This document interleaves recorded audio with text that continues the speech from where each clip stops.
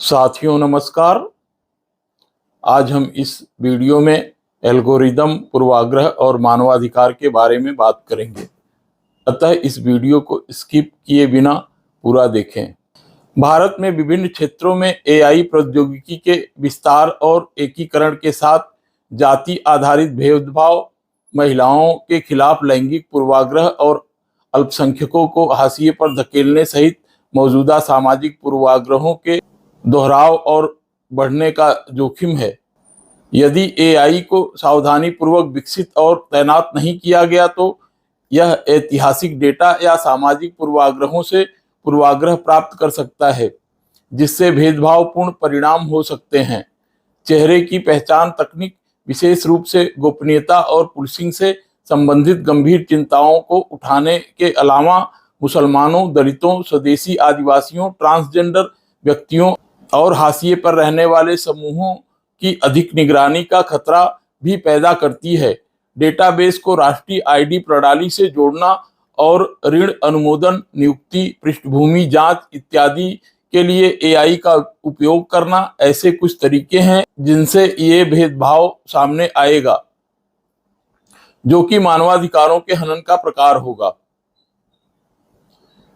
भारत में डिजिटल विभाजन, जिसके बारे में मैंने पहले एक अन्य वीडियो में बात की थी, स्मार्टफोन के स्वामित्व और सोशल मीडिया के उपयोग से संबंधित। इसका मतलब है कि भारत की लगभग आधी आबादी, जिसमें महिलाएं, ग्रामीण समुदाय और आदिवासी समुदाय शामिल हैं, के पास इंटरनेट तक पहुंच नहीं है और इस प्रकार वे एक महत्वपूर्ण टेक्नोलॉजी से गायब हैं या गलत तरीके से प्रस्तुत किए गए हैं।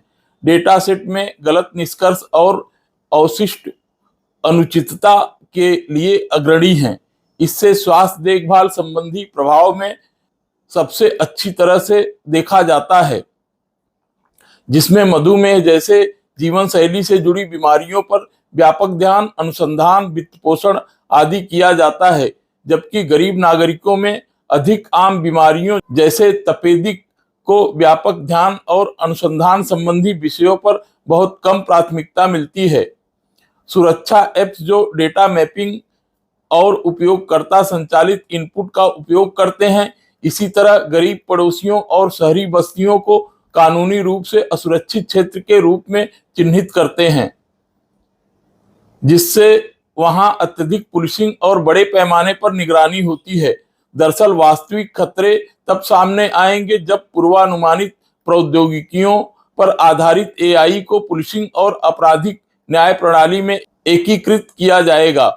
कैरोलिन क्रियाडो पेरेज की एक अंतर्दृष्टिपूर्ण पुस्तक, जिसे invisible women exposing data bias in a world design for man कहा जाता है, समाज के विभिन्न पहलुओं में मौजूद व्यापक लिंग डेटा अंतर की पड़ताल करती है। और लेखक का तर्क है कि शहरी नियोजन से लेकर दुनिया का अधिकांश हिस्सा, चिकित्सा अनुसंधान और यहाँ तक कि रोजमर्रा के उत्पादों का डिजाइन महिलाओं की विशिष्ट आवश्यकता और अनुभवों की उपेक्षा करते हुए पुरुष केंद्रित डेटा के आसपास संरचित है। उदाहरण के लिए वह इस बात पर प्रकाश डालती है कि कैसे चिकित्सा अनुसंधान ऐतिहासिक रूप से पुरुष शरीर पर केंद्रित था, जिससे महिलाओं के लिए गलत निदान और अनुचित उपचार हुआ। इसी तरह शहरी नियोजन अक्सर पुरुषों के यात्रा पैटर्न और जरूरतों पर केंद्रित होता है। महिलाओं द्वारा सामना की जाने वाली सुरक्षा चिंताओं और गतिशील चुनौतियों की उपेक्षा करता है। लिंग विभाजित डेटा की कमी नीति निर्माण, डिजाइन और सामाजिक संरचनाओं को प्रभावित करती है, जिससे एक ऐसी दुनिया बनती है जो स्वाभाविक रूप से महिलाओं के प्रति पक्षपाती है और असमानता का चक्र है।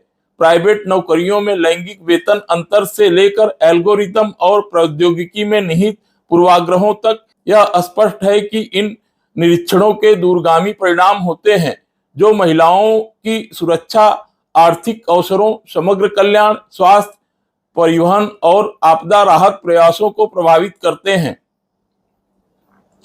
निजी क्षेत्र में एल्गोरिदम के माध्यम से निर्णय लेने का भेदभावपूर्ण प्रभाव हो सकता है।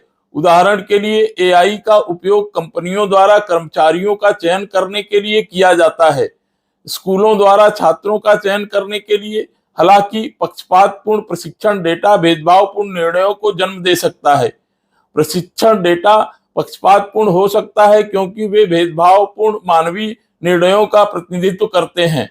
इस जोखिम को ब्रिटेन में 1980 के दशक में एक उदाहरण से चित्रित किया जा सकता है। वहां एक मेडिकल स्कूल ने कई छात्र अनुप्रयोगों में से छात्रों का चयन करने के लिए एक एल्गोरिथम प्रणाली का उपयोग किया। सिस्टम को पिछले वर्षों की प्रवेश फाइलों पर प्रशिक्षित किया गया था।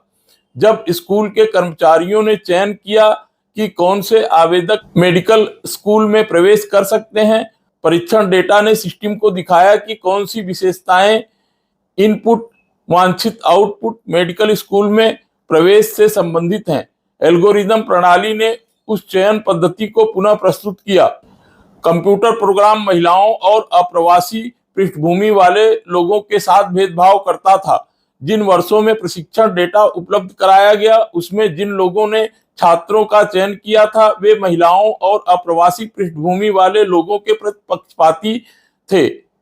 जैसा कि ब्रिटिश मेडिकल जर्नल ने कहा, कार्यक्रम कोई नया पूर्वाग्रह पेश नहीं कर रहा था, बल्कि सिस्टम में पहले से ही मौजूद पूर्वाग्रह को प्रतिबिंबित कर रहा था। यदि एक एल्गोरिथम प्रणाली को पक्षपाती डेटा पर प्रशिक्षित किया जाता है, तो सिस्टम उस पूर्वाग्रह को पुनः उत्पन्न करने का जोखिम उठाता है तथा धड़ल्ले से मानवाधिकारों का हनन करता है। डेटा संग्रह और विश्लेषण में महिलाओं के दृष्टिकोण और अनुभवों को नजरअंदाज करने के परिणाम स्वरूप असमानताएं बनी रहती हैं और महिलाओं के सामने आने वाली अनूठी चुनौतियों का सामना करने में विफलता होती है। जबकि उसकी पुस्तक डेटा पूर्वाग्रह के लिंग संबंधी निहितार्थों पर केंद्रित है। यह निश्चित रूप से अन्य जीवित अनुभवों के बारे में भी सच है जो समाज में हाशिए पर हैं और उनके मानवाधिकारों की अनदेखी की जा रही है। अतः मौजूदा विश्व समाज अथवा राज्य शासन की जिम्मेदारी है कि आर्टिफिशियल इंटेलिजेंस AI को इस तरह प्रोग्राम किया जाए कि उसका एल्गोरिथम मानवाधिकारों की उपेक्षा या हनन किए बिना सरकारों, निजी क्षेत्रों या अन्य समूहों के लिए कार्य करते समय मानवीय मूल्यों और मानवाधिकारों का हनन न करे। धन्यवाद।